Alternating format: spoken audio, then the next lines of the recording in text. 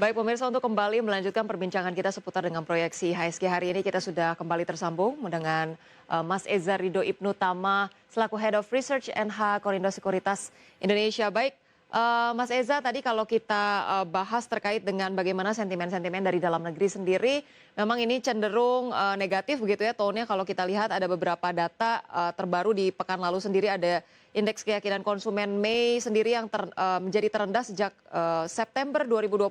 Kemudian penjualan retail April secara tahunan juga turun 0,3% ya. Ini sentimen-sentimen dari dalam negeri sendiri sebetulnya review Anda seperti apa sih Mas? Apakah kemudian masih ada data-data penunjang lainnya yang kita bisa nantikan untuk setidaknya menjadi penopang IHSG pekan ini, Mas Eza?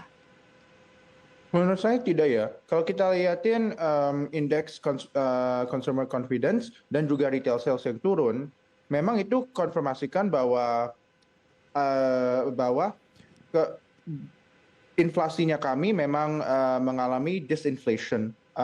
Ya kita itu mengalami disinflasi selama ini dan itu nggak terlalu dipengaruhin dengan diskon listrik yang diinsentifkan, yang dikasihkan di insentif sebagai pemerintah. Nah, ada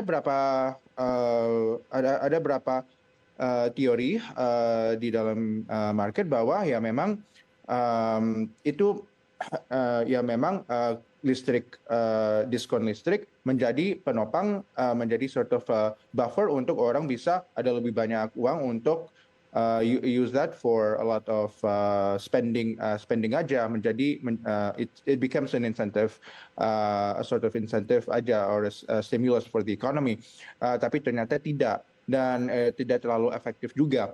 Jadi majority of the incentives akan dialihkan ke dalam salah satu program lain, yaitu mungkin aja sebagai bansos atau PLTU aja.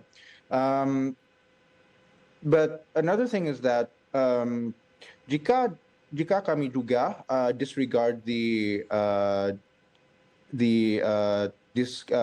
electric discount yang pemerintah kasih di second quarter,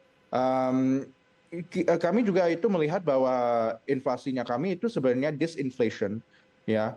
Jadi kalau kita itu tidak melihatin energi dan kita lihatin inflasi lain seperti food inflation, seperti inflasi di beberapa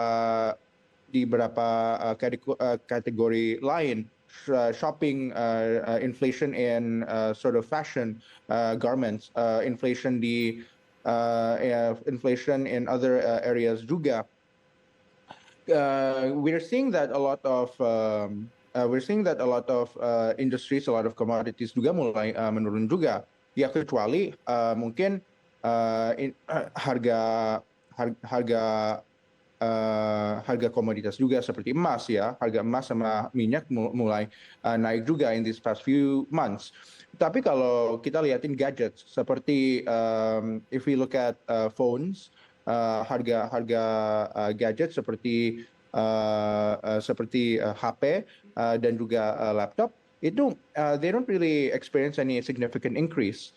We're seeing a lot of prices memang menurun selama 3 bulan ini, terutama kalau kita lihatin top line revenue-nya untuk consumer non cyclical seperti Era Jaya, average selling price untuk retail consumer goods in the electrical space mulai turun juga. Itu menjadi indikator bahwa memang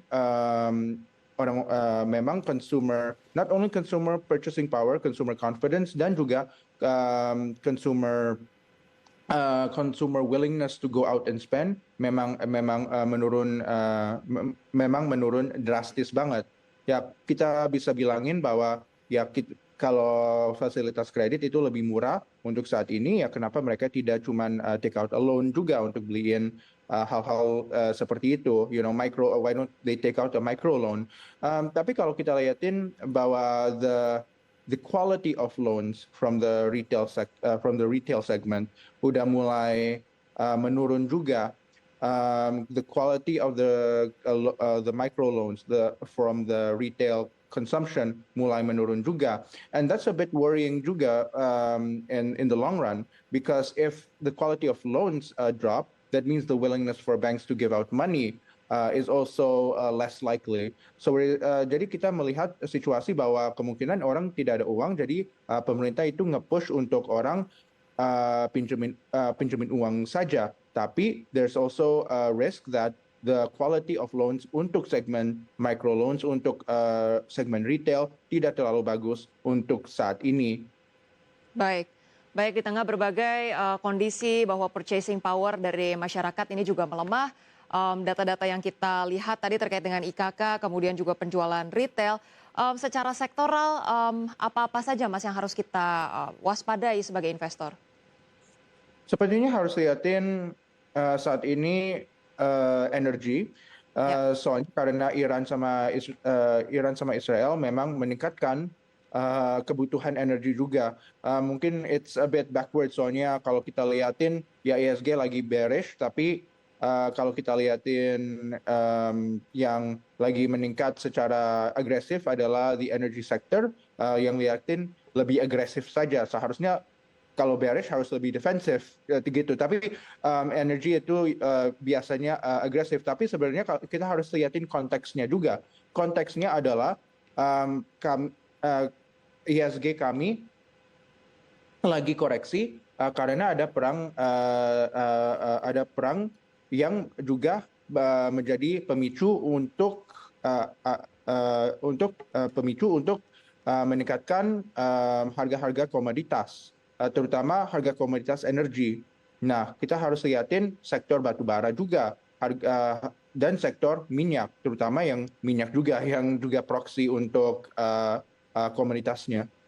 Baik, baik kita sebentar lagi akan melihat bagaimana posisi pembukaan di IHSG, kemudian juga Bursa Asia pada pagi hari ini. Tapi sebelum ke situ, Mas Eza terkait dengan tadi ya, prospek yang cukup positif untuk saham-saham energi. Kalau kita lihat top gainers di akhir pekan lalu sendiri, ini sudah banyak sekali saham-saham migas yang melesat sangat signifikan ya.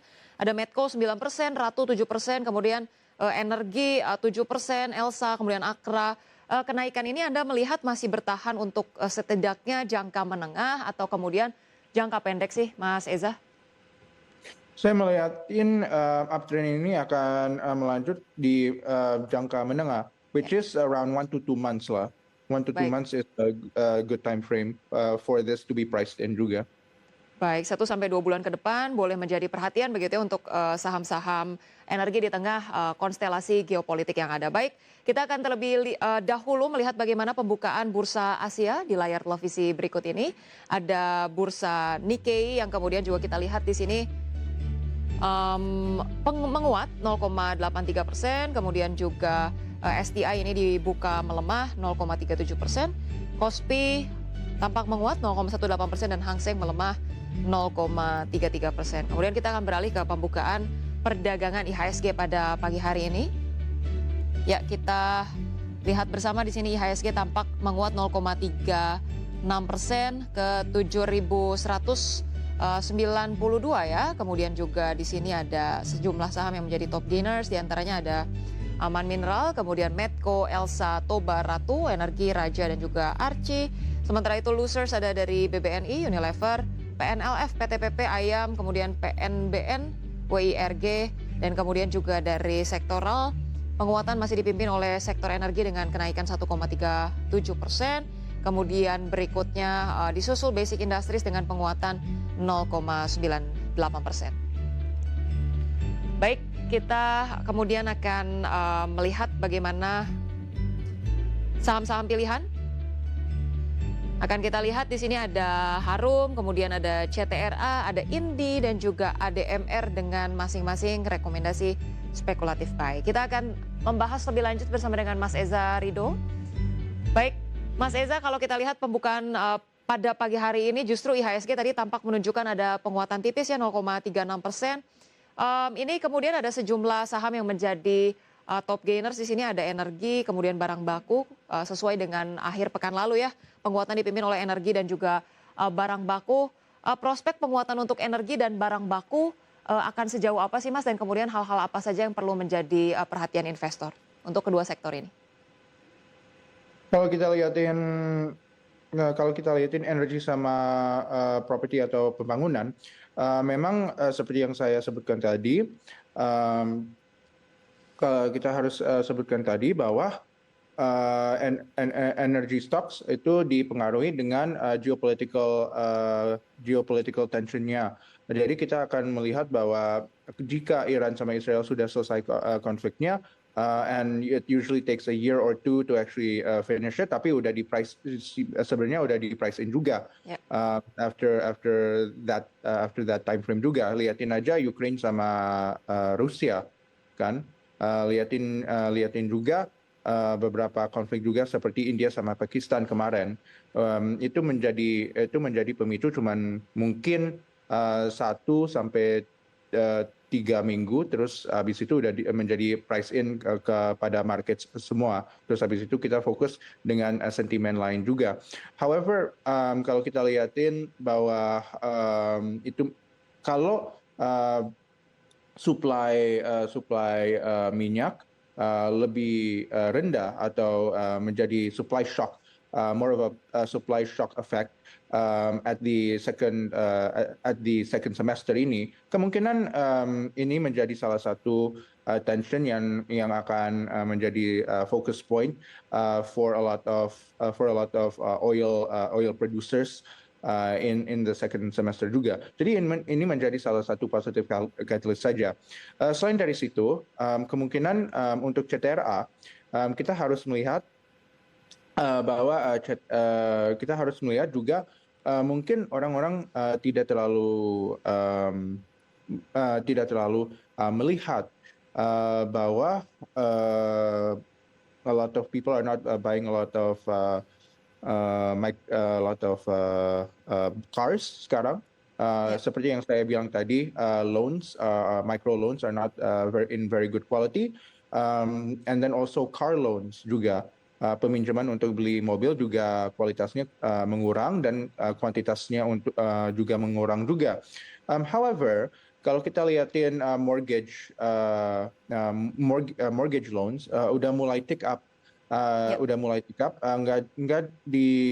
Nggak juga untuk KPR untuk beli rumah yang besar atau menengah, tapi di rumah yang kecil juga. Dan ini juga di-push juga dengan rumah subsidi yang dibuatkan insentif dengan pemerintah juga. Baik, untuk CTRA boleh menjadi perhatian begitu ya sebagai pilihan untuk saham properti direkomendasikan untuk spekulatif buy. Kita akan bahas saham-saham pilihan yang lainnya, Mas Eza. Untuk Harum ya, ini terkait dengan komoditas khususnya batu bara, ini proyeksinya seperti apa sih, Mas? Seperti yang saya sebutkan, advice-nya kami adalah speculative buy, entry-nya di 895 sampai 870, TP-nya di 940, dan jika bisa breakout dari situ bisa ke 1010 sampai 1035. Kita udah melihat bahwa Harum sudah breakout dari resistance sebelumnya, yaitu 850. Tapi kalau Harum mengalami bearish reversal, kami memang rekomendasi untuk cut loss di bawah support itu, yaitu 850 jika breakout di bawah support kuat itu. Baik, untuk Harum direkomendasikan untuk spekulatif buy, menarik secara teknikal dan diharapkan untuk menyentuh target price di 940 ya. Baik, kita ke INDI dan juga ADMR, proyeksinya seperti apa, Mas Eza? Untuk Indi, kita melihat bahwa Indi sudah breakout dari falling wedge pattern-nya, chartnya. Advice kami adalah speculative buy, entry-nya di 1505 sampai 1480, TP pertama di 1625 sampai 1665, TP keduanya di 1750 sampai 1785, stop loss-nya di bawah 1365. Nah, untuk ADMR, kita juga advice untuk speculative buy, entry-nya di 955, TP-nya di 1070, TP keduanya selanjutnya di 1100 sampai 1120, dan TP ketiganya di 1200. Stop loss-nya untuk ADMR adalah kita advice untuk cut loss di bawah 935. Baik, itu dia tadi saham-saham pilihan ada Harum, CTRA, Indi dan juga ADMR. Mas Eza, satu pertanyaan terakhir mungkin singkat saja terkait dengan pergerakan saham-saham perbankan ya, kalau kita lihat di akhir pekan lalu ini koreksinya cukup lumayan begitu. Untuk BBRI ada koreksi 1,4%, BBCA 1,1%. Untuk pekan ini apakah akan masih melanjutkan koreksi dan apakah ini waktu yang tepat begitu ya untuk entry di harga-harga ataupun valuasi sekian, Mas Eza? Menurut saya saat ini perbankan akan mengalami koreksi selama mungkin 2 bulan ke depan. Soalnya kita melihat mungkin saja energi dapat boost dari Iran sama Israel war, tapi seperti yang saya bilang, ya loan growth tidak akan terlalu atraktif untuk tahun ini. Dan juga meskipun BI sudah cut rate, seharusnya sudah price in dengan IHSG-nya kami kan. Nah, kita udah melihat bahwa perbankan juga tidak terlalu berdampak juga dengan cut rate ini. They're not attracting as much people to want to borrow from them as expected. Jadi kalau mungkin saja BI menurun, mungkin saja BI menurunkan suku bunga. Tapi apakah orang akan terpancing dengan lower credit, dan a lot of people kelihatannya tidak, meskipun ya mungkin saja ada segmen populasi terpancing, tapi apakah kualitas their credit history itu bagus atau tidak? Ya semakin lama kalau kita lihatin credit history-nya konsumen di Indonesia kurang berkualitas dan kurang bagus.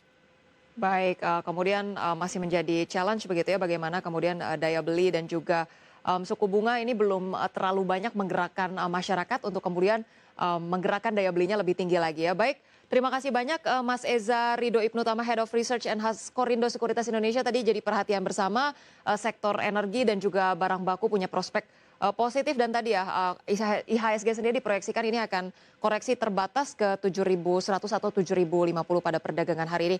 Terima kasih banyak Mas Eza, salam sehat, sampai berjumpa kembali. Terima kasih.